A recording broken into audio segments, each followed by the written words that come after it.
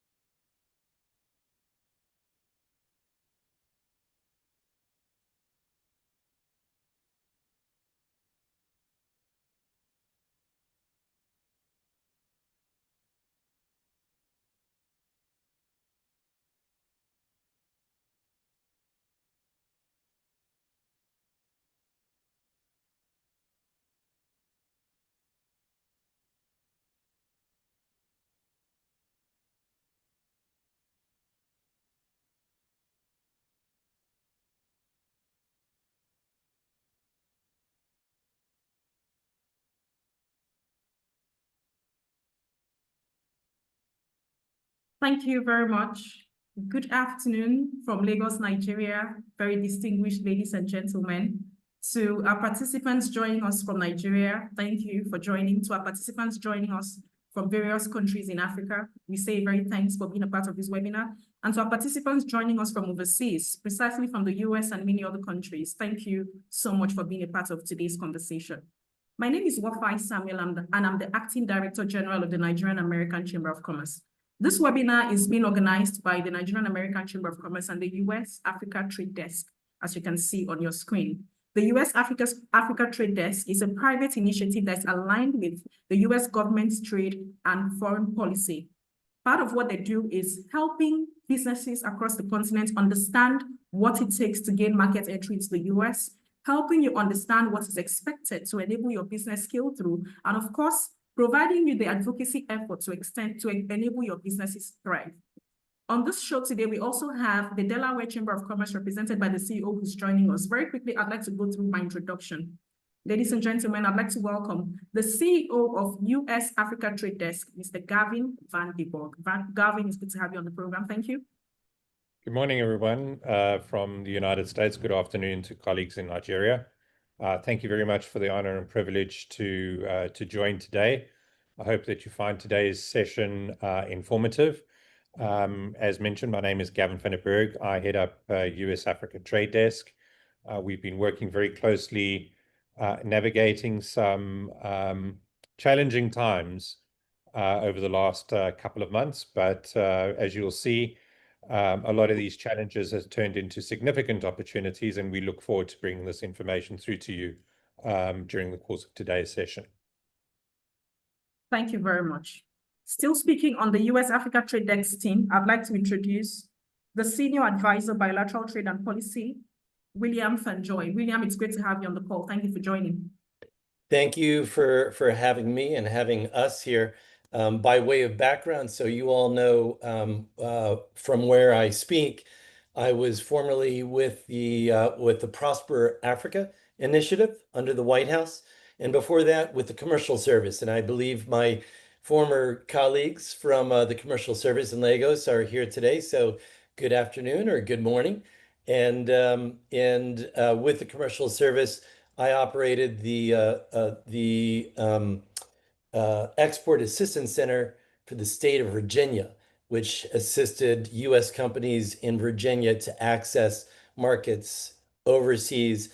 And specifically, we would focus on Nigeria. So good morning, and thank you for having me here.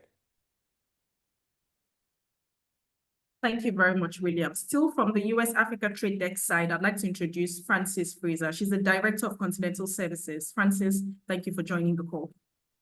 Thanks, Wofai. Good afternoon, everyone. I'm usually based in South Africa. As the Director of Continental Services, I enjoy my time on that side of the pond in Africa. But today I'm in Orlando with Gavin and the rest of our team at our head office. I'm an agricultural economist by background, and I've worked in different former USAID projects focused on trade between Africa and the US in the past, and pleased to be engaging on a more commercial basis with the US Africa Trade Desk now. Looking forward to the conversation. Thanks, Wofai. Thank you very much, Frances. And from the US side, we have Delaware Chamber of Commerce CEO and founder, Ms. Ayana Khan. It's great to have you on the call, Ayana. Thank you for joining. Thank you for having me. Good day, everyone. Ayana Khan. I am the founder, president, CEO of the Delaware Black Chamber of Commerce.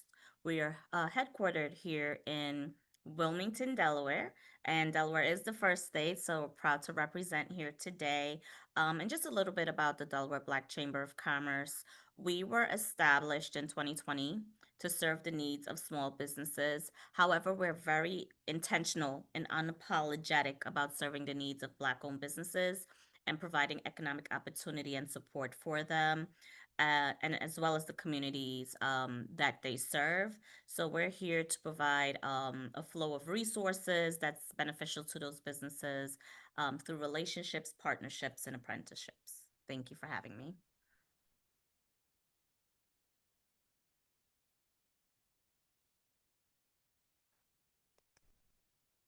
The focus of this webinar, like we saw on the flyer and we all know, is exploring the two-way trade relationships and opportunities between Nigeria and the United States. I'll just give you a brief and then I'll allow the CEO of the US Africa Trade Desk come in.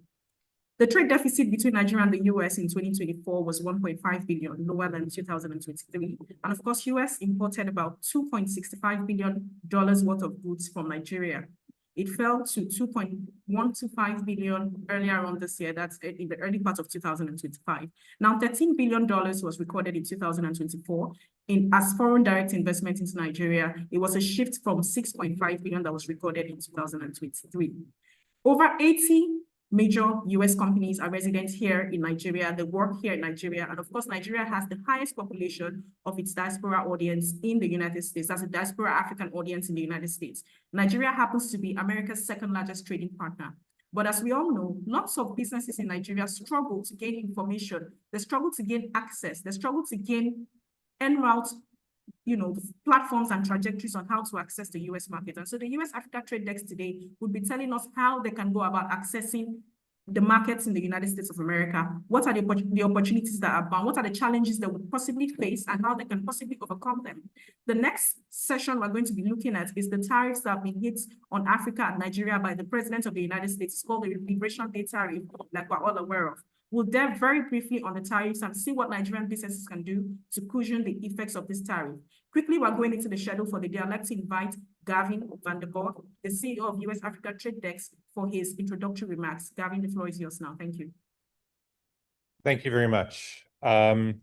Just to let everybody know, the presentation that you're going to be seeing from us right at the very end, there's going to be a QR code. So don't worry about taking too many notes right now. There'll be a QR code which will allow you to download the deck, the presentation that we're going to be giving you. We also then encourage you to please put any questions that you have that you would like addressed during our Q&A session into the Q&A box. This is going to be passed over to Wofi towards the end, and we'll be able to try to address as many of those questions as what we possibly can. Also, just to encourage everybody to join our network, if you head over to the USATD website, usatd.org, in the top right-hand corner, there is Join Our Network, and that'll actually populate into our system. It doesn't cost you anything, and we'll cover all of these steps during the process. So just to recap the introduction, US Africa Trade Desk is a private initiative, and we very much align ourselves with the US government's trade and foreign policy. Previously, under Prosper Africa, we were a public-private partnership. We worked as trade facilitation part of Prosper Africa, and we were tasked to stimulate $300 million worth of exports from African countries to the United States. So we were active in 50 of the 54 countries, and I'll cover that in a little bit more detail. The entire deck is categorized, and you'll be able to go through each individual portion as you want. And then just as a general disclaimer, which is one of the requirements that we're not a US government agency. We don't act on behalf of any US government agency. We don't act on behalf of any African government, any foreign government. What we do is we provide advice, guidance, and support free of charge. The only way that we make any money is if there is a commercial transaction that is successful, and that obviously aligns all of our interests. So just to let everybody know exactly where we are. So kicking off today, a little bit about the African Renaissance and really about the African continent, and particularly Nigeria, redefining itself. So Africa is the world's largest growth market. And as this presentation progresses today, you'll start to see, when we focus on bilateral trade, the opportunities that are going to be opening up for Nigerian businesses to actively engage with US businesses as well on a bilateral basis. So Africa is becoming a continent of great interest to US private sector businesses, and obviously that flows into the US government as well. It's also the fastest population growth. We were having a look at some statistics the other day, and by 2050, 26% of the world's population is going to be based in Africa, and Nigeria is so strategically placed. You're going to have this massive pool of population kind of in that West African strip, really well developed. Technology is going to be advancing, etc. And it's a great opportunity for optimizing production for exports, but then also having a look at what opportunities there are to engage directly with US private sector businesses. Household consumption in the United States is growing exponentially, and there's a strong appetite amongst a lot of the retailers that you'll see in this presentation for what is referred to as multicultural flavor profiles, right? So the US is very centered on, a lot of flavor profiles that Americans are used to, but there is a growing demand and a growing need for multicultural flavor profiles, and we'll touch and address on some of those. during the presentation. In terms of the rise in global partnership and competition, now we put this deck together, which is kind of the boilerplate that we use for all of our engagement, over 18 months ago, and you can see how relevant it actually still is today when we start having a look at building sustainable, competitive, and mutually beneficial partnerships between the United States and Nigeria. And then also having a look at Nigeria and Lagos in particular, very, very fast urbanization, okay, but also very good rural population growth, right? So when it comes to agricultural products and producing products for US consumption, where we're going to do some value adding in Nigeria and then maybe finishing it off in a meal here in the United States, there is great opportunity not to leave the rural and the underserved sector behind. So we can really, really hone in and focus on some development there as well. And then, you know, touching on a very sensitive matter right now is where is AGOA, right? So as we all know, AGOA is set to expire on the 30th of September. At this present point in time, there isn't any indication that it's going to be renewed. And I think it would be very, very prudent for us collectively to move beyond AGOA for now. We never know what's going to happen, but I think it would be prudent to move beyond AGOA for now. I'd also really like to ensure that you actively engage with IANA and the Delaware Black Chamber. We are also very active with the National Black Chamber as well as the National Black Business Alliance. And in fact, we've got an MOU that has just recently been issued. We're going to be working with a huge amount of minority farmers here in the United States to take their product to the world. So one of the exports that we're going to be doing to some African countries is cotton, and a lot of that is going to be from minority farmers. This also then creates an opportunity for Black farmers in Nigeria to actively engage with Ayana and use her as a conduit into the National Black Business Chamber and the National Black Business Alliance to further the collective objectives of each other. So we've given you an introduction about the trade desk, and just to kind of recap very quickly, and don't worry about reading everything on the left-hand side. So the key points of what we do is we have strategic alliances. As I mentioned, we don't act on behalf of any US government agency. We don't develop policy. We don't claim to develop policy or whatnot, but we do work very, very closely with the State Department and the Department of Commerce to ensure that the trade transactions that we get involved with are strategically aligned with President Trump's foreign policy agenda, but it's mutually beneficial. So again, you know, really, really emphasizing and fostering that bilateral trade opportunity. What we do bring to you is a lot of insightful expertise. So we've onboarded onto our team some players that used to be with the USDA, some players from the Department of Commerce, as Bill mentioned. You know, he was with the commercial services sector. I've got some ex-Africa Trade Initiative and Prosper Africa team members that work with us. So we've got a wealth of knowledge, and we're quite happy to pass this information on to you and to be used as a sounding board if there is any questions that you might have.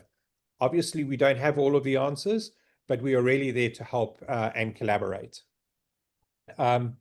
And our business model is a little bit very different to what you might have seen historically, right? So we are a demand-driven business. We don't engage in any speculative purchases. We don't ask a Nigerian producer to develop a particular product or change their packaging, etc., unless we know that there is an active demand for that product. So you will be able to see that if you join our LinkedIn network and follow us on social media, and as you integrate into our ERP and CRM system, if there is a particular product that one of our retailers is looking for that will originate from Nigeria, or we know that it's going to originate from Nigeria, then through the Nigerian Chamber of Commerce, we'll be issuing these communications across to you. And Bill will also be talking to the commercial services at the embassy in Lagos, Nigeria, to identify what these actual opportunities are. We have a very, very extensive vendor network, both across Africa, as well as here with our retailers in the United States. So we work very closely with the chambers, as well as the embassies, commercial services, etc., to really try to help and foster those bilateral trade relationships. We were initially focused on supply from Africa to the United States, but with the recent tariff changes, a lot of that has now shifted to really, really accelerating bilateral trade. And that bilateral trade could mean figuring out mechanisms in which we, as a US business, can assist Nigerian businesses to optimize their production, whether it's new equipment, technology, et cetera, that is going to help put you into a very competitive space in order to capture some of the market opportunities that exist in the United States. We see ourselves as a strategic partner, right? We do not own your brands. We will never take over your brand. All of that is protected in the non-disclosure agreements. What we do is we see ourselves as an extension of your opportunities here in the United States. We're here to facilitate smooth logistical and marketing conduits to get your products onto the shelves with US retailers. Very, very important for us is obviously to follow the ethical standards, sustainability standards, etc., that all of the retailers are expecting, and then really to adopt an empowerment approach. So we want your business to succeed. If your business succeeds, we succeed. And then again, bringing in that last little element again, and you're going to hear me repeat it several times during today's presentation, bilateral trade, right?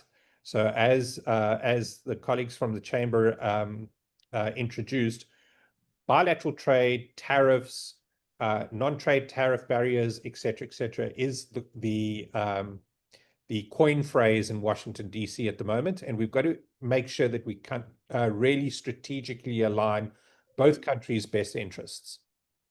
So some of the challenges that have historically faced Nigerian producers in getting into the US market, and how do we as the US Africa Trade Desk assist in mitigating these?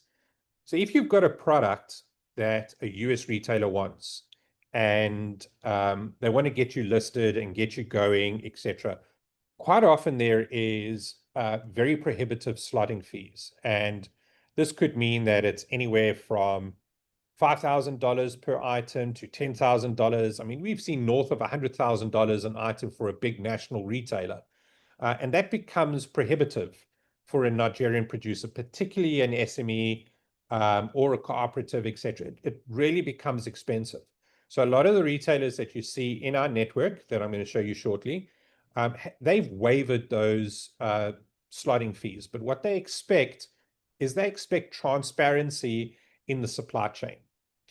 What we don't want you to do is we don't want you to discount your product to a very thin margin, okay, in order to buy market share here in the United States. Because if you do that, if there's a shift in currencies or anything along that line, you become a risk to supply chain continuity. So by ensuring that there is visibility in the pricing models, et cetera, that makes sure that you're making money and the retailer has the comfort that you're going to be able to supply on a long-term basis. Retailers in the United States, unfortunately, we live in a very litigious market. Retailers in the United States require public liability insurance of anywhere between $2.5 and $5 million. To take that insurance policy out on your own is really, really expensive. So we have a blanket insurance policy that basically covers any company that operates within our system. You are covered within our policy at no additional cost. Data is critically important. You know, I always say that it's hard to get on a shelf. It's even harder to stay there, right? And if you've got access to data, and we call it syndicated data. So we will purchase data from IRI, SPINS, Kroger's 8451 platform, etc. What that does is it allows you to make an informed decision of how well your product is working and what other opportunities there are in the market. So you'll start to see a lot of the retailers are migrating to a private label branded product and then bringing in one or two incumbents to have a look at how that's actually going to work. In saying that, there's also a huge amount of retailers that have a look at pulsing in a particular product. So they'll bring it in for 4 weeks or 8 weeks or 12 weeks, just to kind of assess how it does. Or we'll put it into 300 stores instead of going into 2,000 Walmart stores. We'll put it into 300 or 500, just to kind of understand what the demographics are. And also moving back to that multicultural flavor profile, what we have with the syndicated data is we can have a look at where there is a big concentration of Nigerian population based in the United States. And those are the particular stores that we would be able to target with some of the ethnic products that you're getting from the US, from Nigeria, let alone the mainstream products that we're going to be talking about shortly.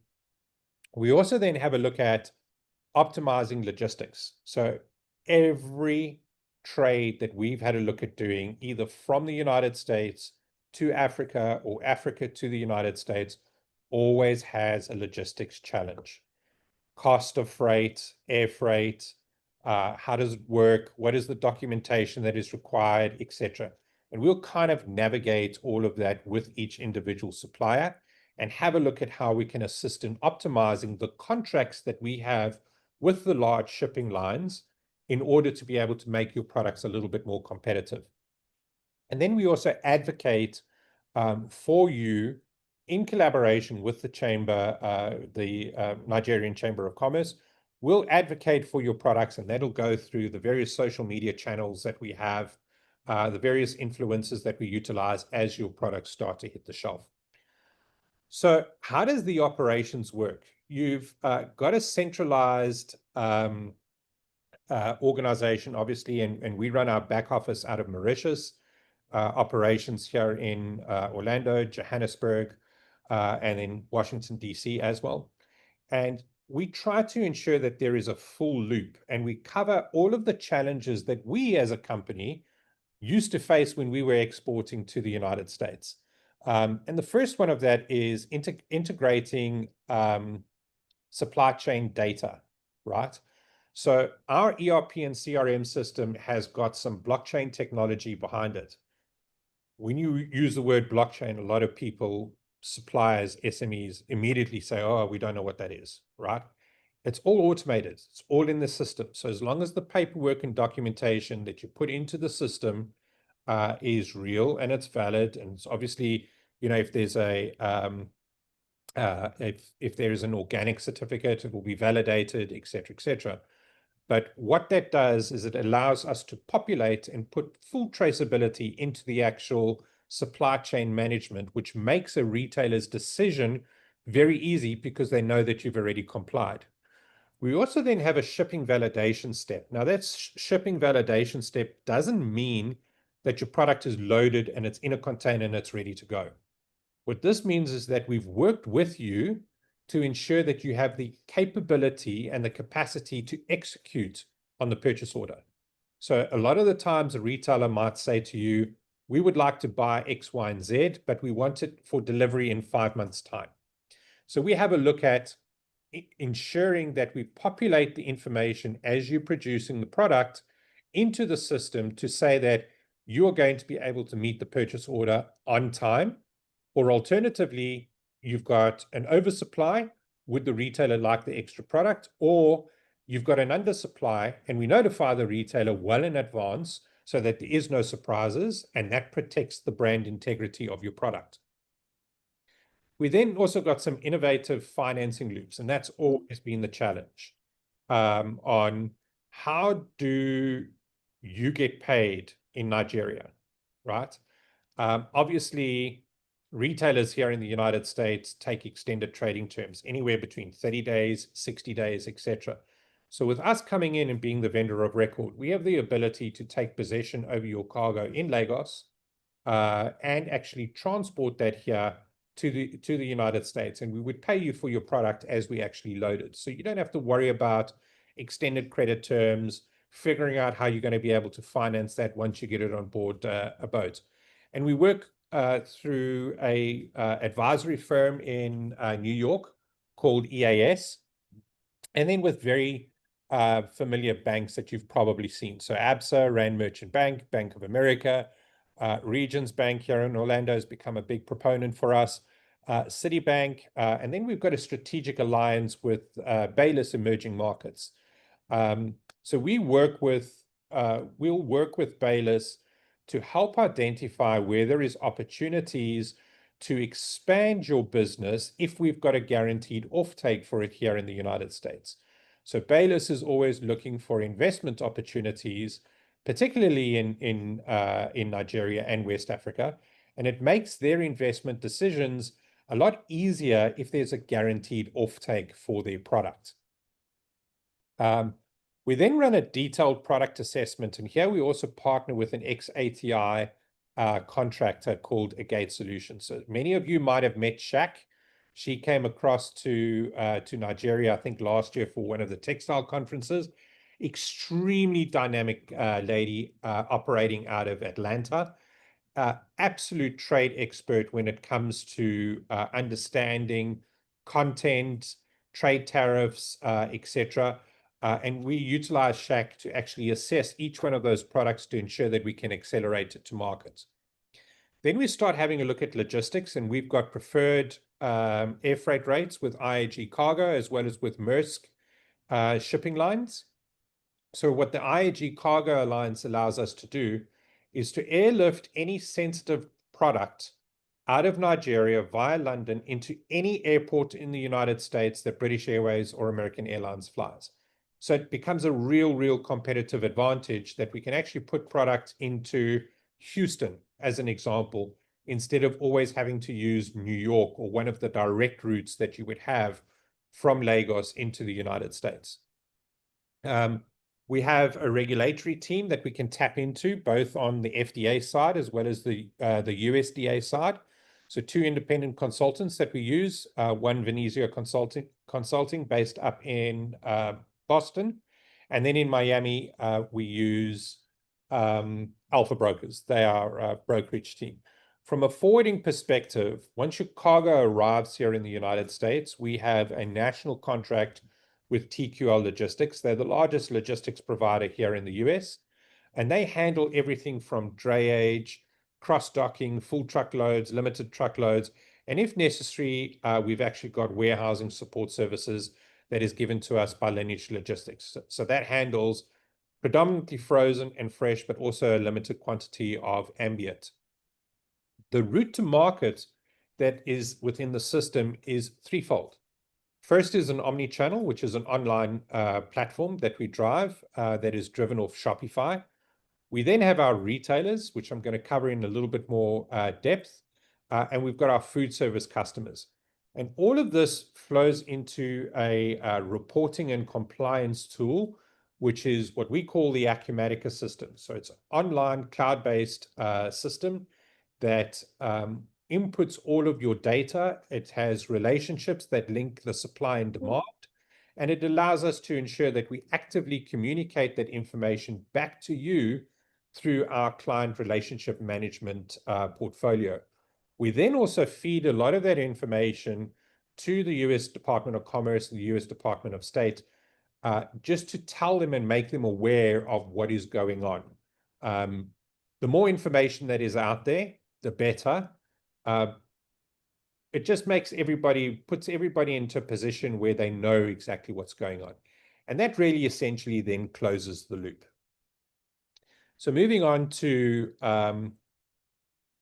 who we actually deal with. So again, we take a lot of information that is publicly available and through various meetings that we have with the US Department of State and the US Department of Commerce through the various channels that they have, and that will be embassy officials, USDA, Foreign Agricultural Services, FDA, etc. And a lot of those meeting notes are populated into our system. We then have a look at working with very select distributors, and the distributors that are part of our network currently is PFG, Bazzuto's, as well as CNS, and Crusade DL has recently joined our network currently. So that's on the food service side, where it would be bulk pack, not retail ready type products that are ready to go into the food service or the restaurant sector here in the United States. We also use Unify to a certain extent, as well as Allegiant. From our retail section, we've got activation partners. In-house, we manage the Ahold Delhaize Group, and you might be familiar with some of these banners. That's Giant, Food Line, Hannaford, Stop and Shop. Kroger is one of our biggest clients, Dollar General, Albertsons, and Price Chopper. So historically, for some of you that would have been on some of our previous webinars, you would have seen that Kroger and Albertsons were always kept very far apart. That's because there was a planned merger last year. That merger never happened. So Kroger and Albertsons now operate autonomously within our system. We then also have some interest from Whole Foods. Fresh Time is a great supporter target, as well as one of the tier 1 retailers. We then have 3 very, very big clients, and we work very closely with a team out of Los Angeles and another team under the Experience banner that is based in Bentonville, Arkansas. And what they do is they work very closely with us on a day-to-day basis to handle our Costco, Sam's Club, and Walmart business.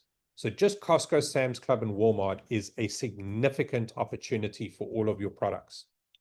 In saying that, just like we don't leave any SME behind when we are buying product from Africa, we also don't want to just limit ourselves to these retailers that you see on the screen currently.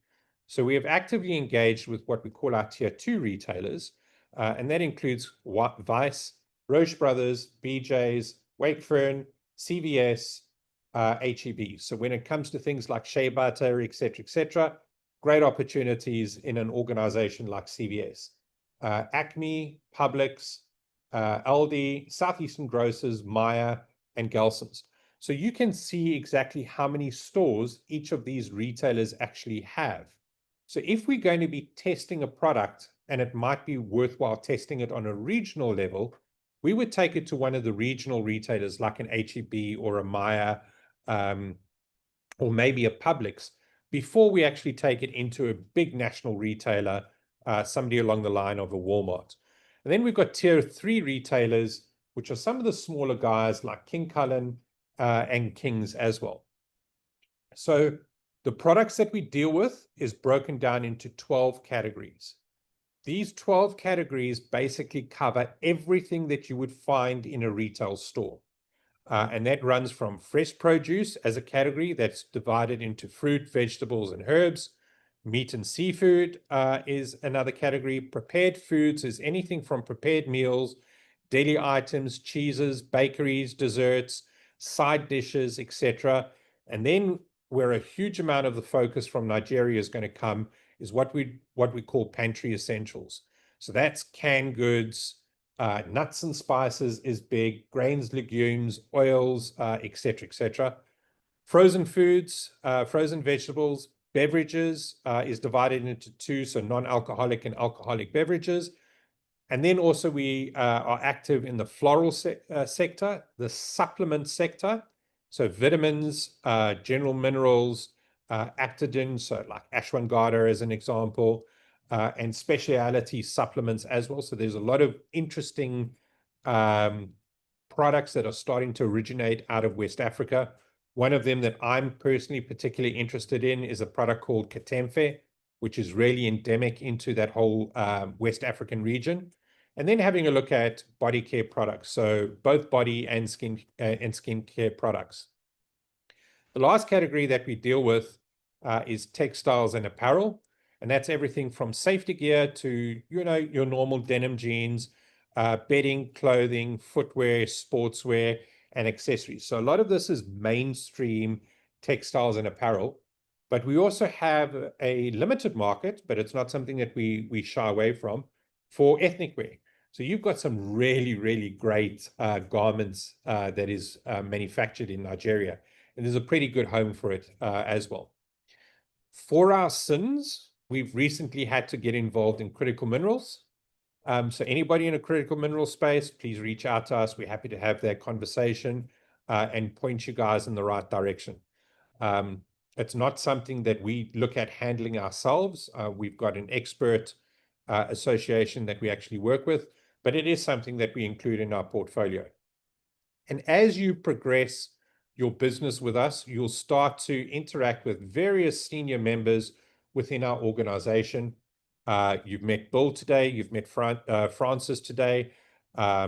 Jeremy heads up our government liaison, government communication. So he'll be very active with the Nigerian Chamber as we start to move product in and out, as well as with Department of Commerce, etc.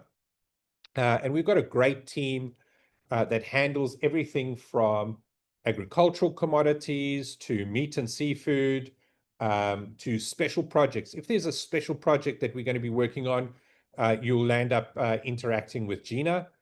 Some of you might have met Gina before. She was with the ATI project once before. And then we've brought on board a project lead, James, who handles everything with regards to produce. So, agricultural sector out in Nigeria is really, really high on our radar to ascertain exactly what we can bring from Nigeria into the US that satisfies an unmet need. So we will never displace a domestic US producer. So if somebody in the United States is producing a product, but we can source it cheaper from Nigeria, unfortunately, we can't handle that. So what we look at doing is we look at counter-seasonal product. So if something is out of season in the United States and we can produce it in Nigeria, that's really where we'll play an active role. And if there is information that you need on statistics, data, etc., again, you'll communicate that request through the chamber in Lagos, and they'll be working very closely with Stephanie, who's one of our lead analysts in Mauritius, who will be able to provide you with that data. So you might ask the question, what is the benefit to US consumers and African exporters? So let's touch on a couple of these key topics. Tariffs in the United States currently is being touted as going to be a driver of food inflation. We believe that that is not correct. Whilst there might be a slight increase, the business model that we put in front of you today ensures that we get your product directly from you as the supplier to the end user in the United States on the shelf at the most economical fashion possible. What that does is it ensures that all of the middlemen that used to be in between you, that are all taking their 5, 10, 15%, that ensures that we can get your product onto shelf in a better manner and a faster manner and a more economical manner than what you were used to previously. We obviously create a competitive advantage for you. We have a look at ensuring that the quality of your product is communicated across to the retailers that get you on the shelf quicker. We have a look at supply chain diversification, and what that means is if a retailer is currently buying a similar product that you do from Vietnam, China, Korea, all of these countries that have been affected by higher tariffs, we bring your product in as a supply chain diversification. And then we have a look at sustainability, ethical sourcing, and having a look at what the consumer trends are. So again, going back to that communication channel of feeding you with information as to what the demand actually is here in the United States. So then the benefits to you as a Nigerian exporter, obviously we facilitate market entry, so we assist you with market access. We have a look at trade facilitation, and that's working with everybody from customs clearance to having a look at what the US import standards are going to be. And then we do a lot of business matchmaking. So next week, we have an ECRM event that my team is going to be attending in Dallas. We're representing 21 different African companies on impact sessions and covering about 400 different products that are going to be directly presented to strategic buyers. So it's not a trade show, it's a closed door event. And this is really where we can have a look at starting to feature some Nigerian products going forward. Logistics support, we're happy to help you. Market intelligence is important. And then also having a look at networking opportunities. So when the Delaware Chamber of Commerce has something on the go, and when there's the National Alliance of Black Business, their major conference coming up in Atlanta, having a look at all of these kind of elements where there is networking and sharing of ideas. So some of the additional benefits, we have a look at some financial services, capacity building, promotion and marketing of your product. We also have a look at risk mitigation, how we can ensure that we mitigate any risk on your product. We'll also have a look at the social sustainability and the social impact of what your products actually develop. And then again, once we're happy and once you're happy, we advocate for the product as well. So I think we're running out a little bit of time here, so I'm going to skip through a couple of these slides quickly. So as I mentioned, in order to participate in our program, we like to act as the vendor of record, right? So we are an existing vendor with all of those retailers that you saw. You would be our customer, and we would actively work with you with those retailers on a fully transparent basis to get your product from Nigeria onto their shelves. As you scan this document and go through it, you'll be able to see exactly what that entails. Everything from payment security to access of technical expertise, reducing the export barriers, and understanding all of this information, mitigating your risk in advance. So how do we work? There's an 8-step process that we take. As you populate your information into our system, we take you through 8 different steps. A lot of retailers or a lot of suppliers out of Nigeria might be able to go from step 1 to step 8 immediately. That means you retail ready, and we can take you from your product in its current form all the way right across to actually getting it on shelf. There is a couple of other processes that we like to take, and that is nurturing the product, qualifying the product, and if necessary, developing the product. Now, development might mean having a look at what your packaging looks like and what grabs the US consumer's attention. So a lot of the times, something that works in Nigeria or works in South Africa or works in Kenya, Tanzania, doesn't work here in the United States. It doesn't grab the customer's attention. And your packaging, when it's on the shelf, has got 2 seconds to grab the US consumer's attention. Otherwise, they're going to move on. So it's bringing all these intrinsic advice and guidance into assisting you in ensuring that we set your product up for success. And that provides a solution to our retailers, provides them proof that we've tested and validated and ensure that the entire process works. You are then actively involved in the negotiation process. So that's capacity, capability, and cost. And it then turns into a win where your product is actually listed with one of the retailers. How do we benefit you? We're proactive in terms of our trade facilitation, very influential in bilateral growth. And we like to have a look at ensuring that we take a proactive approach. We don't want to be reactive to the market. We want to be very proactive in how things work. Again, emphasizing the support that we'll be providing to you, the various US embassies, Department of Commerce, et cetera, There is no cost to join the US ATD network, no cost whatsoever. What it does is it allows us to actually start building stronger business relationships and trade partnerships. Our initiative not only supports African producers, but also really supports the US supply chain. So making sure that we bring in stable food supply lines into the United States that is competitive and fills an unmet need. Conversely, there's also a section in this presentation that you'll see later where we have a look at exporting from the United States to supplying an unmet need that there might actually be in Nigeria. Everything we do is on a transparent basis. We believe that transparency sets you up for success. Skipping through this very quickly, there is two strategic trading models that we have. Number one is where we become the vendor of record. We take possession over your product. We ensure that we can get it end to end. Number two, we just act as a facilitator. So if there's a retailer that is looking for a specific product and you believe you have enough capability and capacity to supply them directly, we'll just do the integration and the introduction.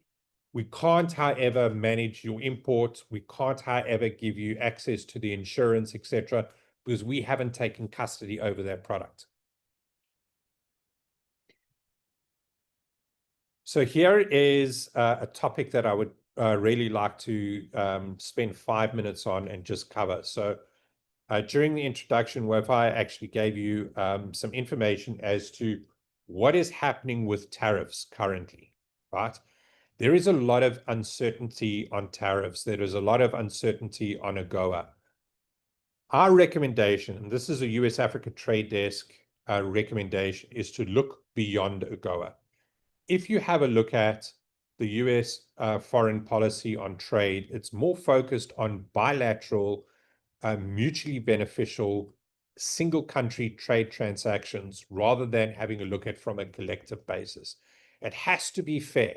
It's one of the things that President Trump has really been driving, is ensuring that there is fair and equitable opportunity for both countries. Now, what does that look like from a Nigerian perspective? On the 2nd of April, a tariff of 14% was announced on Nigerian products. We know that the Nigerian government is active in trying to put a good trade deal together to foster better bilateral trade with the United States. Our opinion, and again, this is our opinion, is that the base rate of 10% is really going to be the benchmark. So Nigeria is not far off from the base rate of 10%. There are other African countries. Lesotho was I don't want to say awarded. They were issued with 50%. Madagascar was 40%. You might have seen recently that South Africa got 30%. And really what we need to have a look at doing is setting you up for strategic success. The trade tariff is not something that should be scaring you. What you need to do is you need to see it as an opportunity. Nigeria has already got a 14%. We know where Nigeria is currently, maximum 14%. Hopefully we get it down to 10. But see this as an opportunity to identify where your product is going to stand out from what is being brought in from China, Vietnam, Thailand, other African countries that have a higher tariff than what you do. And have a look at streamlining your cost efficiencies to get that product into market as best as what you can. So there is huge amounts of opportunities out there currently for Nigerian product, because Nigeria is so strategically placed already with one of the lowest tariffs that has been set by the Trump administration. Fostering the bilateral trade is obviously something that really needs to be encouraged. We believe that the policy has been set, and trade would then be able to drive strategic policy decisions. If we collectively, between ourselves as the private sector in the United States and you as the private sector of suppliers in Nigeria, if we can show how mutually beneficial this is, both for a Nigerian supplier as well as for a US consumer. So it's saving the US consumer money, and it's making you money in Nigeria. If we can show that bilateral partnership, I think it's really strategically important. I'm not going to cover the navigating on trade policies. I think there is, we've touched on it very quickly, and there's going to be some questions directed to the panel afterwards. But again, I really encourage you to shift your mindset to see the tariff structure at the moment as an opportunity for you to gain quick and strategic wins of getting your products into the United States. There is a huge demand from US retailers to diversify their supply chains. Let's put it into perspective. During COVID, the retailers were caught with their pants down. Shelves were empty. They realized how big their reliance was on product that was coming in from Asia, China, Vietnam, Thailand, Indonesia, etc., etc. Just as things started to stabilize, tariffs came into play. Immediately then you've got Canada, Mexico at 30%, 40%. China was given 100% at one stage. So the retailers have now all made a strategic decision at C-suite level that they need to diversify their supply chain. And when you have a look at a retailer like Dollar General, they've got 18,000 stores in the United States. They buy nothing, zero, directly from Africa.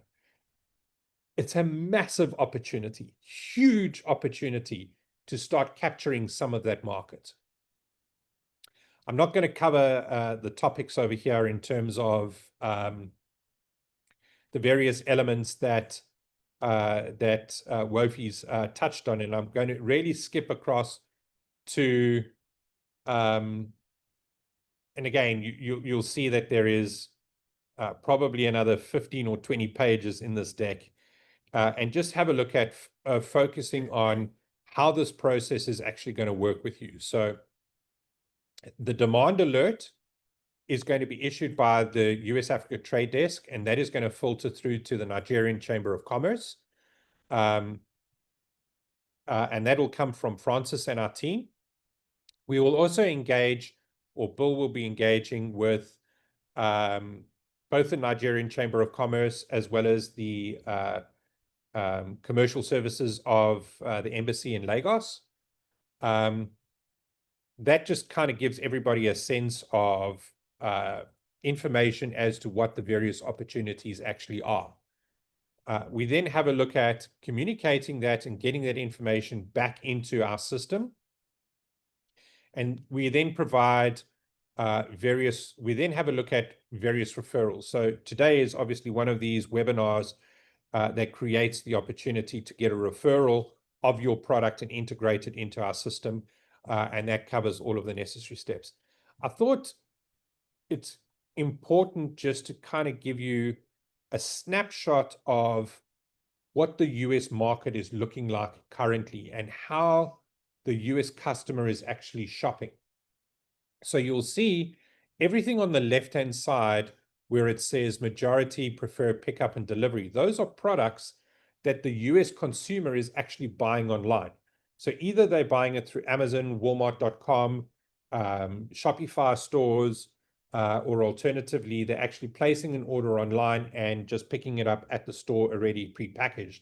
But then having a look at what customers are preferring to actually go into the store and actually shop for as well. So as I alluded to at the very beginning, this entire deck is available for you to download. There's a QR code on the screen, and I'm going to put it back up on the screen after our Q&A session. But you'll be able to download this. Otherwise, I actively encourage you to go to our website and join our network. With that, Wofi, I'm going to hand back over to you. Thank you very much, Gavin, for that very detailed, very, very insightful presentation. It's been indeed self-explanatory. Hopefully, the participants on this webinar would scan the QR code and download this document. They can study, go through, of course, reach out to us where you have questions if your questions are not answered on this webinar. Very quickly, we'll be proceeding to the next speaker. The next speaker is the CEO and founder of the Delaware Black Chamber of Commerce. They were actually dubbed, I think, the best or the second best Black Chamber of Commerce in the United States of America. Ms. Ayana Khan will be taking the presentation, talking to opportunities and strategies on how Nigerian and African businesses can maximize and gain entry into the Delaware market. Ayana Khan, the floor is yours now. Good morning, good afternoon, everyone. Thanks so much for having me. Love the presentation thus far. So here in Delaware, Delaware is such a unique state. We are a small but mighty state. Delaware is known as the incorporation capital of the world. So we have over 2 million businesses that are registered here, from LLCs to corporations that are registered here in the state of Delaware. So the first things first, I would say that is definitely an opportunity for you all to get your businesses potentially registered here as a legal entity in the state. We are super business friendly. We're a friendly legal environment with flexible general corporation laws here and the renowned Court of Chancery. Delaware is a legal home to over 2/3 of the Fortune 500 companies, reflecting our appeal here both globally for the global public corporations and for smaller out-of-state businesses. So some of the key features, we have over 2 million total entities, over 1 million LLCs, 396,000 corporations, and 157,000 LPs, LLPs, and 28,000 statutory trusts here located in the state of Delaware. So in short, Delaware is the nation and the global top state for company formation. With growth here in Delaware, passing over 2 million registered entities. So that's very appealing. The Delaware Black Chamber of Commerce is here to assist you with forming your new entities, getting the rates, the sector specific registrations that you would need, and just helping you navigate on how this can impact the economy. Nigerian businesses have a strong export-import investment opportunities here as well in the U.S. and in business-friendly states like the state of Delaware. So we know that cocoa, cashew nuts, sesame seeds, palm oil, those are some of the opportunities here. Delaware also has a port, one of the best ports in the Northeast, right? That just got revitalized with over, I believe, 60 million in investments to revitalize our port here in the city of Wilmington. The port is definitely underutilized by us, so we want to get more traffic and utilization for minority businesses. There is a high demand for ethnic and organic natural foods here in the U.S., as well as opportunities to add value when it comes to processing and packaging. We also know that there's opportunities when it comes to African print fashions, right? Ethnic apparel, accessories, handbags, shoe bags, and that's an opportunity for you guys as well. There's a lot of growing interest in African fashion. Fun fact, I just met with a Nigerian fashion designer yesterday here at the office that will be making some items for me for our ribbon cuttings and galas that are coming up. So that's a big need. We're also looking at film industry. Delaware actually was the home to the new Superman film that's coming out. It was just filmed here in the state of Delaware. So the film content and licensing that you all have with Nollywood, there's opportunities here for that, as well as music publishing and streaming. Afrobeats is huge here, as well as the artwork, the photography, the storytelling, and those types of collaborations. Being that Nollywood is, I believe, the second largest film industry, there's opportunities here for film, music, and arts. Delaware is known as a tech hub, right? So tech and fintech, a lot of investments have been going into that. There has been an innovation center, tech hub created here on the Star campus at the University of Delaware. So there's opportunities there when we're looking at payment apps and platforms and blockchain tools. So tech, when we're thinking about opportunities as well, think about tech and fintech opportunities. There is a high interest here in the state of Delaware. And Delaware has a strong IP protection, which makes Delaware like a smart place to incorporate your tech firms. When we look at business outsourcing, call centers, virtual assistants, remote tech support, accounting, design, customer service. There is huge opportunity here in the state of Delaware as well, for those opportunities. Beauty, skincare, and wellness also, there's opportunities there, where we were looking at, shea products and African black soap, natural oils, wellness products like your teas, your herbal blends, skincare lines. Um, this is a booming, like, $1 billion market here in the US. I believe it's like over $100 billion that goes into this market. So think about those as well as opportunities here, for us, to bring those products here to Delaware, because they're clean, they're natural ingredients, and that's a trend right now, right? We're looking at also opportunities in construction and building materials. Um, so some opportunities of export of tiles, doors, aluminum products, cables, etc. So those are opportunities here as well. We have a growing and a booming real estate and infrastructure need, as well here. So there's opportunities there, as well as e-commerce and retail trade. Renewable energy and green tech, is also an opportunity. We're looking at solar kits, the mid-grid solution, battery systems, so smart energy solutions.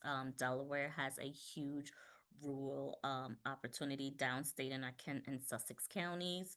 So we can offer more smart energy solutions in those areas where just the infrastructure is really not there for those individuals.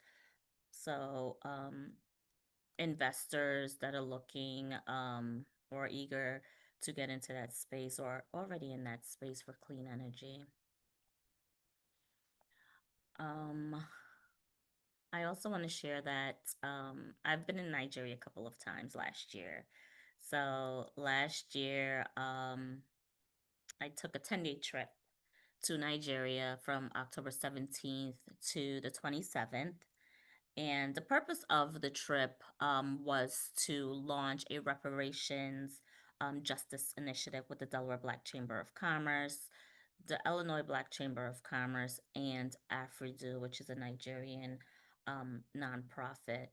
So what we're looking at is offering dual citizenships to African Americans here in the U.S., specifically in Delaware, as this pilot program that have Nigerian ancestry. So this initiative was really to provide cultural and economic ties between the African diaspora and the continent. So the trip was amazing. We met with many African leaders. We met with Senator Prince Ned Nwoko, chairman of this the Senate committee as well, and his name is escaping me right now. And he's the Senate Committee on Reparations, and they talked about how important reparations was for the diaspora, because Nigeria did play a part in the transatlantic slave trade. We also had a great opportunity to attend the Global Africa Economic Investment Summit, where we focused on investment opportunities between Africa and the diaspora. And we also had a chance to attend the Baggery, I might be saying that wrong, Door of Return Festival, which was very symbolic for the African diaspora to return to our ancestral homeland. In that trip, the highlight of the trip for me was receiving chieftaincy title from the King of Imo State and the Governor of Imo State, which was a huge honor for me. Named Queen Mariaku, which means, and I'm saying that wrong, okay, which means River of Wealth. And they saw that name fitting for me, for my leadership in connecting Africa and the African diaspora.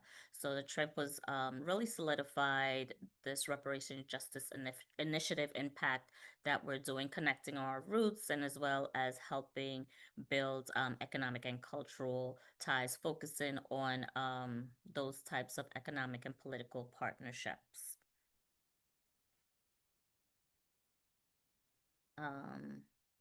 So in conclusion, I want to share, we are here as a resource. You can reach out to us. Go on our website at debcc.org. My email is email@debcc.org, and you can reach out. We work strongly with the National Black Chamber of Commerce and the National Black Business League that was mentioned in the previous presentation.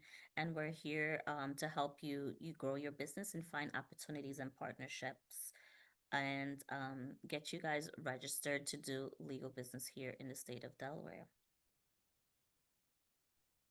Thank you. Thank you very much, Ayana, for the presentation. We'll move very quickly now into the panel session, and there's a few questions from our participants. I'll also be taking a few questions. I'll quickly go into the Q&A, take the questions that are in the Q&A box, and then I'll come to my own questions. So there's a question here that says, will part of this webinar be dedicated to how US companies can enter the Nigerian market? In fact, that's actually my first question. And will there be any discussion on healthcare? Okay, no specifics with respect to healthcare. I'd allow William Fanjo respond to the question on how US companies can enter the Nigerian market. That's a great question, especially. I'm sorry, William. This question is from David Levitz. David Levitz, thank you. Great question, David, especially because Gavin spoke with a focus on trade from Nigeria to the United States, but he started wisely with our focus on two-way trade and being in alignment with U.S. government and our trade strategy, and that the U.S. trade strategy is fair treatment of exports and imports from the United States and balanced trade. That's right down to the transaction level, David, and others on this webinar, because at no time, even though Nigeria is at a very low tariff, there is no time we know when the United States government will not be looking at the balance of trade in each transaction.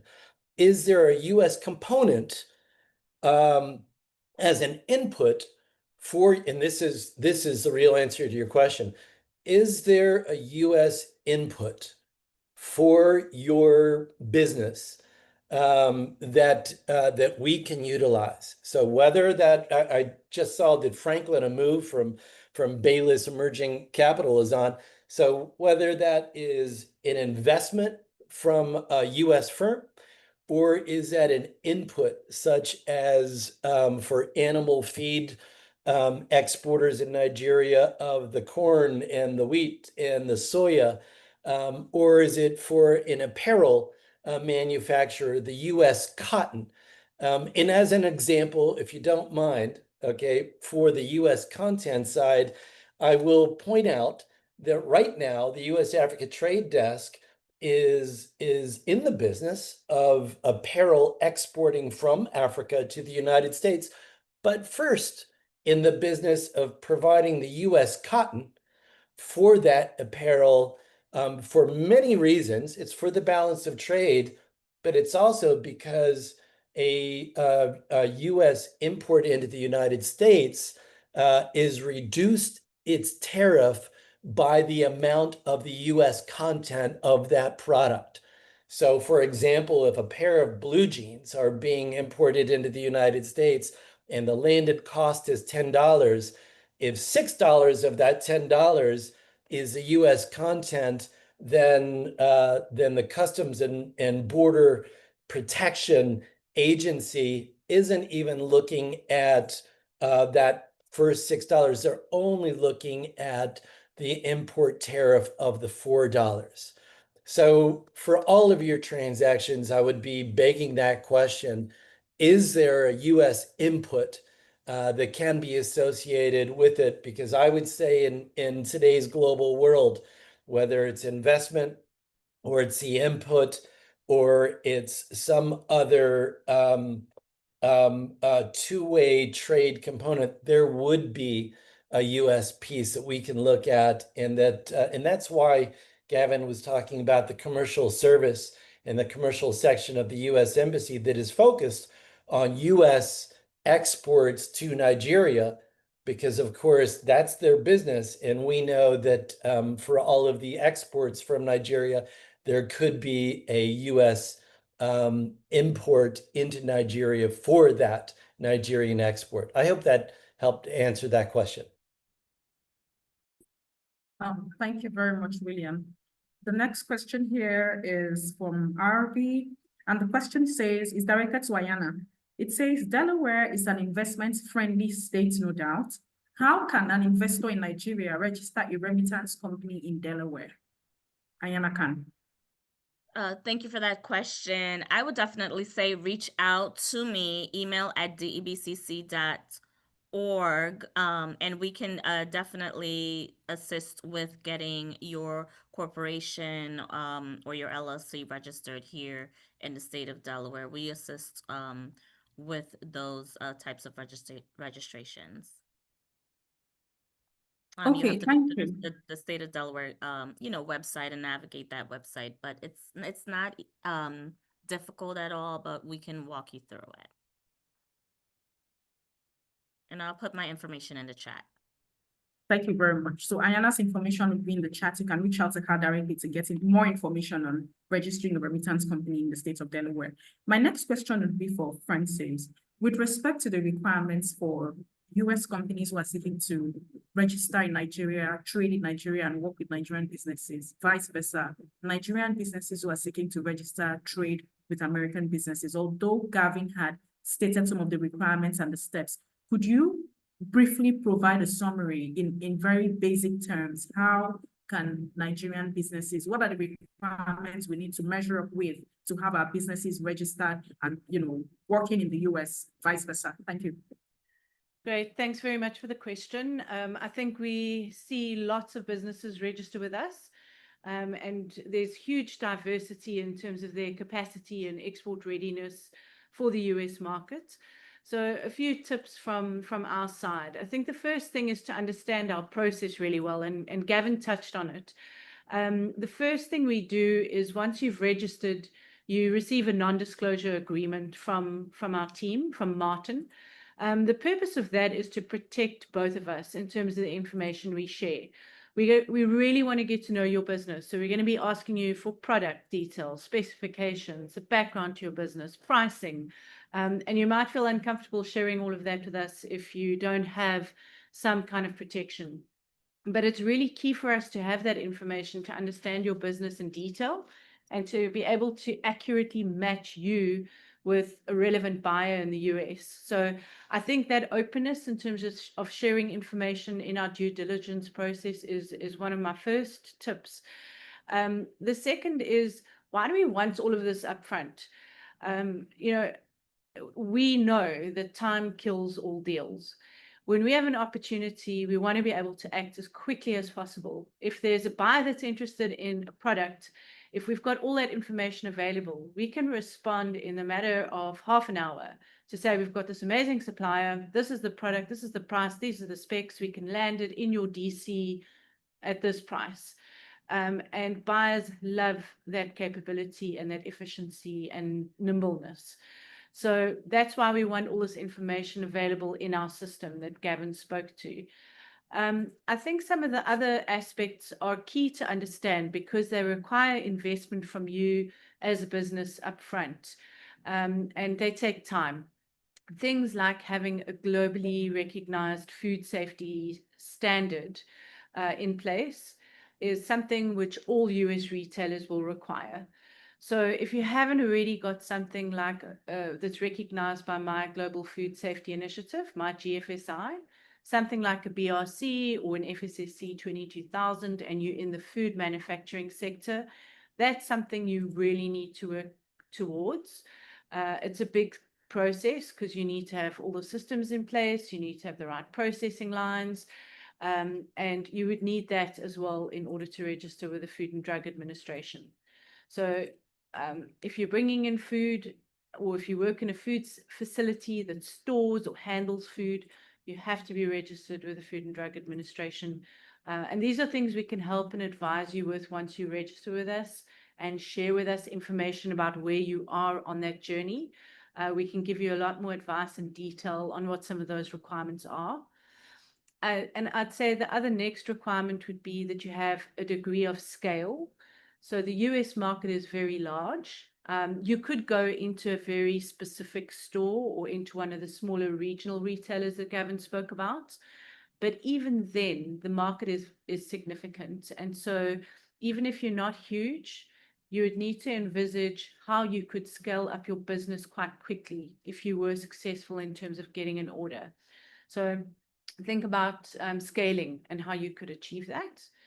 And then I'd say my last tip is to really spend a bit of time in terms of having good marketing information about your product and your company available that presents the story of your business and presents the detail of your products in a beautiful way that's attractive and that's eye-catching. Thanks, Wafai. Thank you, Risa. There's a question here from Corey Fourier. Corey Fourier says, do you have a section within the US Africa Trade Desk who deals with the mines industry and growing the relevant sector into Africa, which is also one of the key drivers? So the mines industry question is directed to William Van Joy.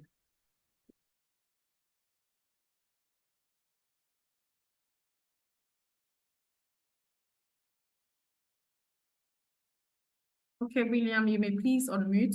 Does US Africa Trade Desk deal with the mines industry?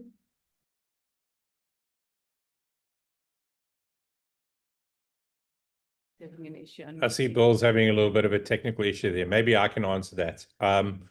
We don't deal with it directly ourselves, but in our presentation, you would have seen EAS as one of our financial advisors and advising partners.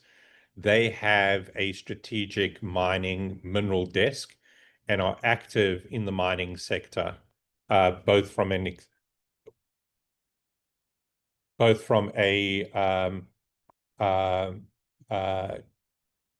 participation and an investment scheme. Thanks, Okay, Gavin. And I just came off mute. I apologize. My computer decided at that exact moment to be ornery, but that's how it works. So great answer. Thank you. Thank you, William. Sorry about that. So the next question is for Ayana. For businesses in Nigeria who are seeking to explore market opportunities in the US, specifically to the state of Delaware, they are keen to know if there are African companies that are currently operating in Delaware with success stories. Do you have some numbers? Do you have specific sectors where these companies operate?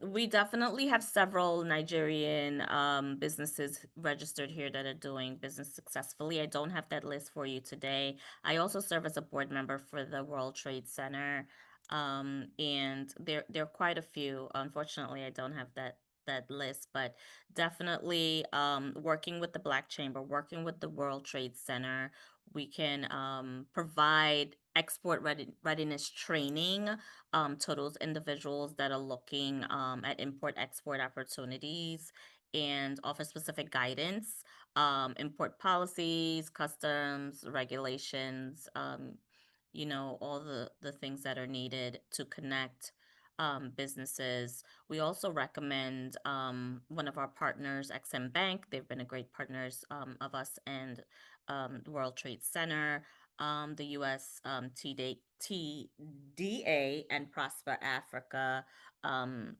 who we've also partnered with through our National Black Chamber Federation. So there are tools and, you know, just resources here available to help you be successful in the market. Okay, thank you very much. My next question will be directed to William Van Joy. And this is a question I just received from my email from a participant on the program. So the exports, rather, I would say imports from the US, imports from Nigeria to the US declined sharply in the first 5 months of this year. And basically that was after the presidency's proclamation on the 14% tariff that was slammed on Nigeria. Now we see that the imports from Nigeria had declined. Is this something that Nigerian businesses should be worried about? Do you think it's going to be a challenge, or, you know, there's going to be a decline in the level of resources, the level of what's the word now, products and services that are sourced from Nigeria to the US? comparable to 2024, it's been a sharp decline. No, just the opposite. The entire global supply chain was disrupted temporarily, and but as it reemerges, and Gavin spoke to this, all U.S. retailers, and again, we are driven by demand. So you won't hear anything from us unless there is large demand from our large retailers like Dollar General, like Walmart, like Costco, and their demand is growing. It's not decreasing, and it's growing from supply chain from countries like Nigeria for two reasons. One is the diversity.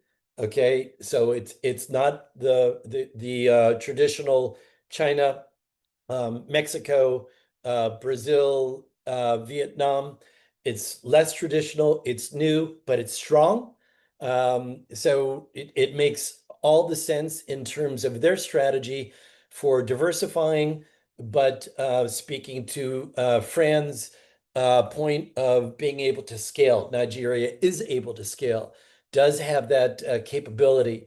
And again, I don't mean to keep harping on Franklin Amu being on the call, but he's on the call because he's an investor, and he follows the needs of the U.S. market, the offtake, and so he wouldn't be here if he didn't see the obvious supply chain from Nigeria to the United States, and therefore the obvious investment in Nigeria as that supplier to scale them to the level that the United States needs. Now's the right time for suppliers in Nigeria to be looking at the opportunities in the United States. It's going to grow.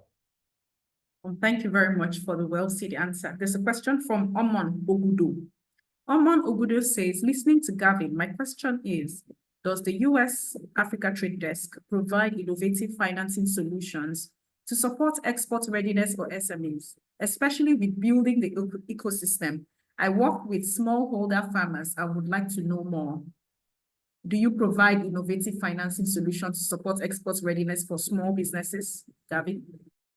Sure. So with USAID being dismantled and Prosper Africa kind of following suit, I think what that has done is it's left a little bit of a void in that SME type space, etc. We as the US Africa Trade Desk, we're not a funder, so we don't provide grants, etc. We operate on a commercial basis. So if there is a cooperative of SMEs that gets together that can provide a product for us, etc., we'll definitely work with them. We will develop some form of innovative financial tool that will work, but it's done on a commercial basis. So we don't provide any grants or anything along that line. What we do is we make sure that the business can stand on its own 2 feet and make sure that it's profitable and benefits both the US consumer as well as the Nigerian producers. Thank you very much, Gavin, for the details. So US Africa Trade Desk does not provide grants and other sources of fundings, but they can provide you with an opportunity that you need to explore to enable you access these funds. Now, this question, I would take it. It's from Michael Ajebo. Michael Ajebo says, thank you all for everything so far. My question is for B2B Nigerian export transactions. How long does it take on average from registration to sale? I know it varies per case, but just to have an understanding of possible timelines if the demand is identified.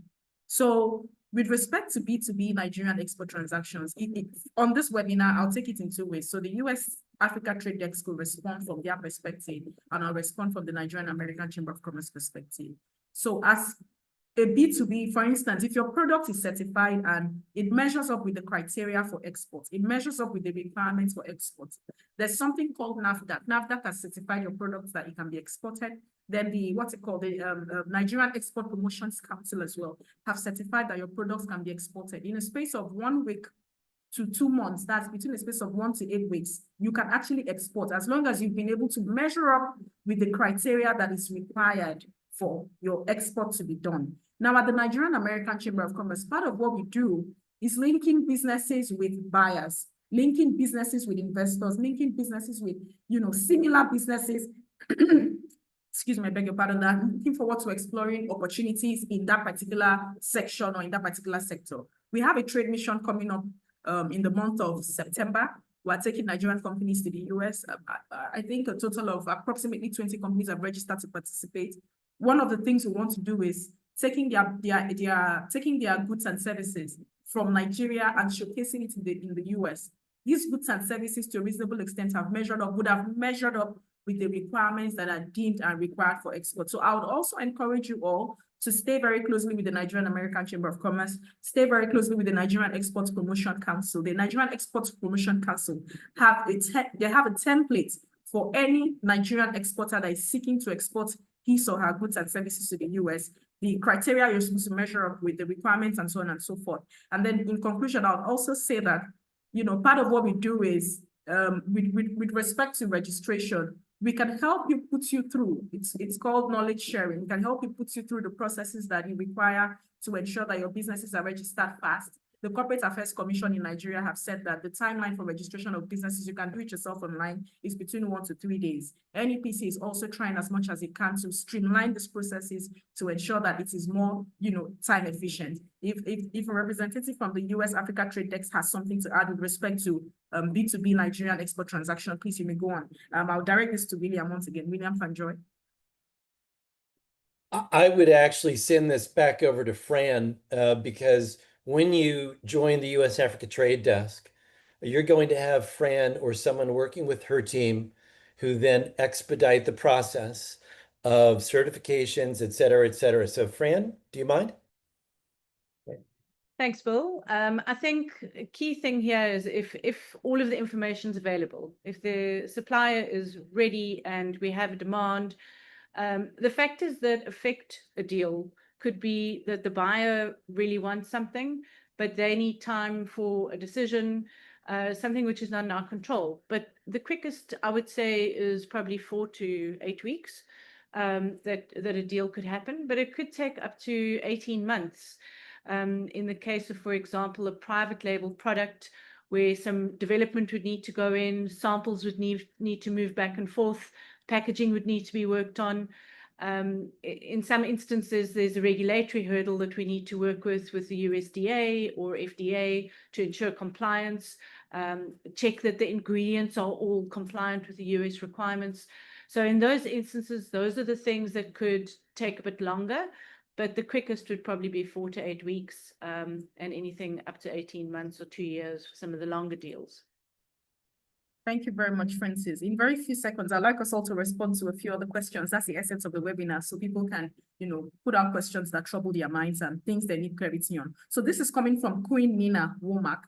Queen Nina Womack says, can US companies join the Nigerian American Chamber of Commerce? I'm interested. Yes, indeed. So it's the Nigerian American Chamber of Commerce, 2 countries, 2-way trade. So we're not just for Nigerian companies, we're for Nigerian companies and we're for American companies as well. You can visit our website, www.nigerianamericanchamber.org, and you'd find membership on one of the sections on our website. You can download the membership form. Otherwise, you can also reach out to me. I'll share my email on the chat box much later. You can send me an email. You can reach out to me directly on my mobile, and I'll forward the documents that are required for your company to register and be part of the chamber. Once your company is qualified, I'm more than happy to welcome you. The next question here says, how much would it cost for export-ready companies to penetrate the American market? Just the backpack price in market-ready products in USD. A blanket price. I'd like Francis to respond to that. Then for Delaware, for businesses who are seeking to explore Delaware, a blanket price, what should be your budget? So I'll take a question. Fran's sitting next to me. As we mentioned, US Africa Trade Desk doesn't charge anything to join our network. So essentially, there's no real cost to participate in what we do. Once we understand your product, and that's why the flow of information and populating this information into our system is so critically important. Once we know what your product's capability, capacity, and cost is, we can make sure that it is mutually profitable, both for our retailer as well as for you as the actual supplier. So it's done on a purely commercial basis. There is no consultancy fee or no retainer or anything along that line. that we as the US-Africa Trade Desk charge you as a potential supplier. We only make money if there is a successful deal. Okay, thank you very much, Gavin. If I could, what's the word now? If I could interject a bit, this question is directly on what is required to penetrate the American market, not necessarily through the through US Africa Trade Desk. So generally, if somebody wants to penetrate the Nigerian market, you have an export you want to send to Nigeria. I think you should have a budget between 5,000 to 6,000 USD minimum clearance and so on and so forth away from AGOA. So they're asking to know what the budget should be if they're trying to explore the US market, just the blanket off the head figure. I Same think applies to Delaware. Ayana? I mean, we can't give you an actual figure for that, but it depends, right? If you're doing ocean freight, if you're doing air freight, it just depends. We have a port here in the state of Delaware, in Wilmington, Delaware. So it depends. It could go anywhere from $2,000 and up.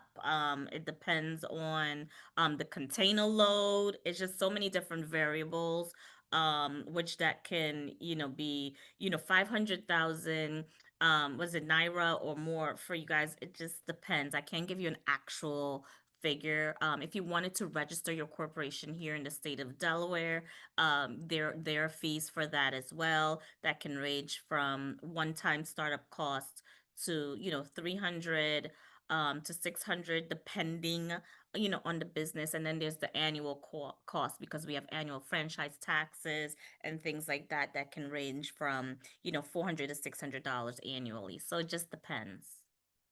Okay, Francis, do you want to add to that? Yes, thank you. I think maybe something we touched on but didn't say explicitly is that normally in a supply chain, when you're exporting to the US, you would have somebody dealing with the export, you'd have an importer, you would have a distributor, you could have a broker, you have all these actors on the chain. And typically, those actors would charge a 5 or 10% margin, making a Nigerian product potentially very uncompetitive in the US market. So our whole model tries to avoid that, and which it shortens that chain and ensures that you go directly from Nigeria into a retailer with support all along the way, with logistics, insurance, forwarding, and making that as efficient and as cost effective as possible. So that's one part. I think the other bit is about whether you go private label or branded. So if you're going to try and promote a brand in the US, there are very different considerations in terms of how you would promote that, and that comes with a cost. I think there's some benefit in going private label, because then the retailer carries a lot of the costs of getting that product off the shelf and into the consumer's basket. Thank you. Okay, thank you. Are there any specifications for people looking forward to exporting cashew? Francis, do you have any message for them? I see quite a couple of questions on cashew nuts. So cashew nuts, huge demand here in the United States. Interesting factor on cashew nuts. Africa produces, I think it's 68% of the world's cashews. The world's largest consumer of cashew nuts is here in the United States. Most of the cashews that are traditionally produced go to Thailand, India, Vietnam, and China to be produced.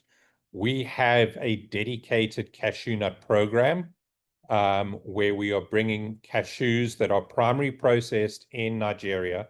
So in other words, they've been picked, packed, graded, packed into the 50-pound bags. We're bringing those in bulk across to the United States, where we are roasting, flavoring, and packaging them here in the United States for retailers. So if you want to talk to us on cashews, please reach out directly to us through the website, join our network, and then ping one of our team members directly on cashew nuts, and maybe we'll hold something separately to specifically talk about the opportunity around cashew nuts. Okay, I'll take two final questions and then we can bring this webinar to a close. My next question is about the growing influence of China. A few people have sent me some emails with respect to that. The growing influence of China in Africa. We've seen quite a couple of investments in them. We've seen, the ties, the economic partnerships that we've had with them with respect to investments in infrastructure, agriculture, to name a few. And very recently, a lot of African countries have seen forming ties and proposed alliances with BRICS. That's Brazil, Russia, India, China, South Africa. Right now, Ethiopia, Egypt, amongst others, are prospecting to be full members of BRICS. And the president of the United States recently did post a tweet that for every African country that aligns with BRICS or fights with the US dollars, there'll be an additional 10% blanket tariff for them, although that has not come into effect. Should Nigerian businesses, African businesses be worried about, the growing influence of China? And should the US be worried about the growing influence of China and other countries in Africa? Now that there's, a tariff the tariff rates have been placed on African countries, a lot of African countries, like we've seen, are deeply shifting towards the BRICS nation. They are also deeply shifting towards exploring intra-African trade. How do we create a balance? That question is directed to Gavin. I'd also like William and Ayana to respond. So an interesting statistic, if you have a look at China versus the United States. If you have a look at the billions of dollars that the United States has invested into Africa in the form of grants, investment opportunities, etc., and you compare that to what China has done, if you have a look at the amount of money, it's virtually the same. However, China has provided loans. So in return, these various African countries have either got to pay those loans back at interest rates, or alternatively, they've got to give their resources to China, et cetera, et cetera. Whereas the funds that historically came from the United States didn't have anything attached to it. So you would often see the United States would invest in an agricultural program in a African country, only to find out that that product was eventually being shipped to China, right? So there was no benefit to the US taxpayer. Under the current Trump administration, there is a focus to realign bilateral trade. And that's why it's so clearly important for Nigeria to work directly with the US government, rather than from a broad AGOA perspective, etc. And we can then clearly demonstrate to the US government what the benefit to the US consumer is going to be for those investments to be made, right? And motivate the case. So if we can clearly show a benefit to the US consumer, either via stable supply lines, continuity of supply, better pricing, et cetera, we firmly believe that it makes a good case for further investment from the United States into Nigeria. With that, I'll hand over to Bill, because he's probably got something to add with a little bit more experience. So I would add that that China is always going to be part of the equation, whether they're a buyer or they're a supplier. What their tariff is on African goods, which I believe is 0 or something like that, or their tariff on American goods, or the American tariff on China. So as an example, your competition may not be China, it may be Peru, it may be Chile. If Peru and Chile have a tariff coming into the United States, or Brazil, 50%, right, Gavin? Okay, 50% from Brazil. If Brazil is being tariffed coming into the US, they may in fact be looking at the other extremely large market, China. So if Peru, Chile, Brazil are focusing on China, either because of the tariffs or because of the price that they're getting, that gives an opportunity for the Nigerian company coming into the United States. Long story very short, we look at this every day. We look at this numbers of times during the day to see what is the strategic advantage of one African country over the competitors. and what are the inputs that they're getting from the United States versus China versus Vietnam, et cetera.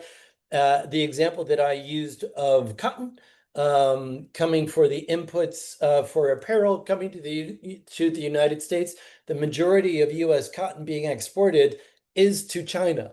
But U.S. cotton is very happy to be diversifying that output instead to various other buyers, especially when it's incorporated into the two-way trade.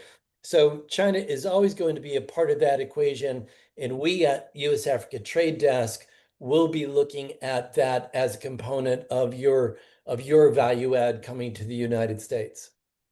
Thank you. Final addition from Ayana. Francis, if you'd like to say something, and then we'll close.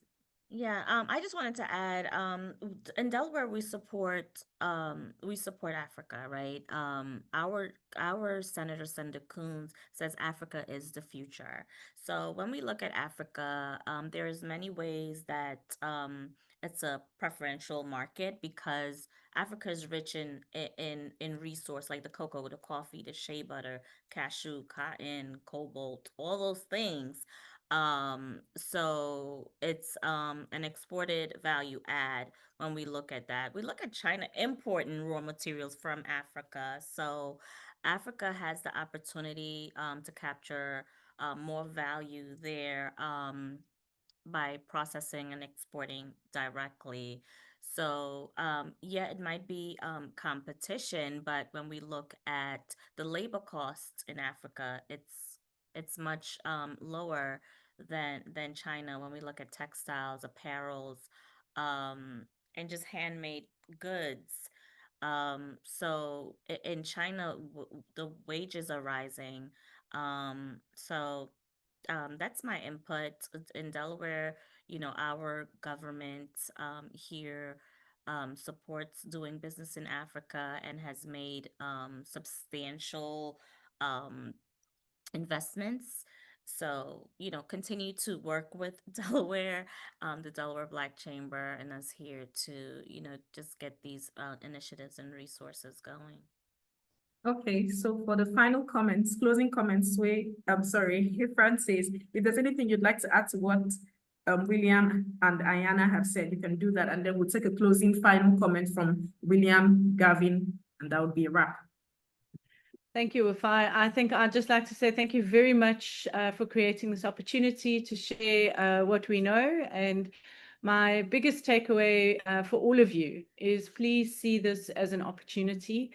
I think Gavin put it so well. Nigeria is incredibly well positioned to take advantage of the market in the US, given the tariff situation, given the economy, given the commodities, given the dynamic nature of Nigerian people and the entrepreneurial spirit.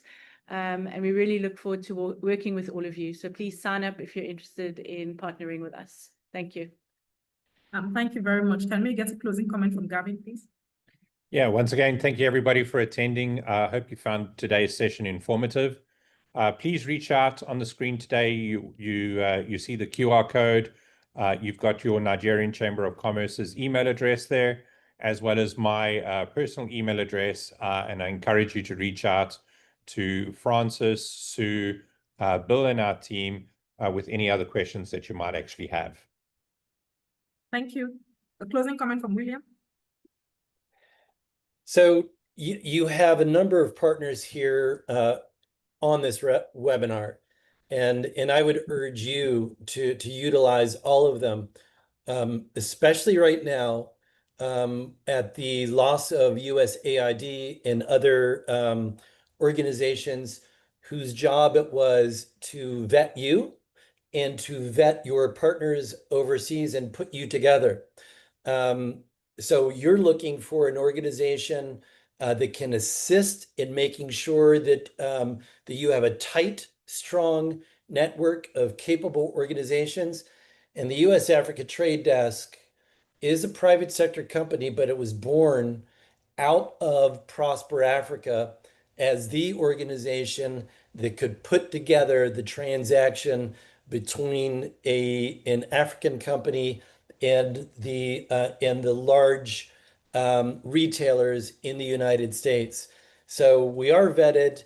And the last benefit that we offer is we can work to your model right up to us taking title in Africa. So you get to be relieved of the risk and of all of the logistics, whether it's insurance, it's the trucker from your farm, it's shipping across the United States, it's dealing with import requirements in the United States. It is samples being sent that Francis would be overseeing. All of that could be our responsibility. And so we're not advocating for only that, but if that's what you're looking for, and if that could help you, please utilize us. We have all those relationships already set, so why not benefit from them? Thanks so much for your time today. Thank you. Ayana, your final comments? Yeah, I just want to thank you again for the partnership and the collaboration on this webinar today. Great, great, great information. I also want to say that the Delaware Black Chamber of Commerce, our mission and our vision is really to continue to deepen the connection between Nigeria and Delaware. And we definitely recognize that there's great opportunities. We want to continue to work on the innovation and the enterprise here. So reach out to us. We are a resource. Use us, and we want to move forward with purpose. And again, thank you so much for having me. Thank you very much. And in closing, I'd like to say that the Nigerian American Chamber of Commerce, the U.S. Africa Trade Desk, as well as the Delaware Black Chamber of Commerce support the initiative of the U.S., pushing forward for commercial ties, pushing forward for commercial partnerships with Sub-Saharan Africa and Nigeria. Now, Nigeria happens to be America's second largest trading partner in the continent of Africa. And the trade deficit, like I mentioned at the start, between Nigeria and the United States is just 1.5 billion. That's an opportunity for us to explore, comparable to the trade deficits that exist within the US and so many other African countries. And right now, this administration is very particular about countries that have huge trade deficits with them. America happens to be a very unique market. As you all know, one state in America covers, to a reasonable extent, the GDP. One state referring to California, specific to California, covers the GDP 5 times Nigeria. So you can imagine if you're able to export your goods, your services, and your products to the state of California or any other state in the US, it just gives you that international recognition, that feel, and of course, more money in your pocket. So I'd say work very closely with the US Africa Trade Desk and see how you can explore the opportunities to supply your products to the US market. And if you're not a member of the Nigerian American Chamber of Commerce and you have an existing business, please do register to become a member of our chamber. You can also register as a Nigerian business, as long as you're a Black business and you're fit to operate in the US. You can also register with the Delaware Black Chamber of Commerce. We do align with the strategy to increase commercial ties between Sub-Saharan Africa and the United States of America. And I'll say cheers to our prosperous relationship. We look forward to the rest of the year being very fruitful and financially productive for American and Nigerian businesses. My name is Wofai Samuel. On behalf of the president of the chamber, on behalf of the board and management, I'd like to say a big thanks to you all for joining us today. Have a beautiful, beautiful evening. Bye for now.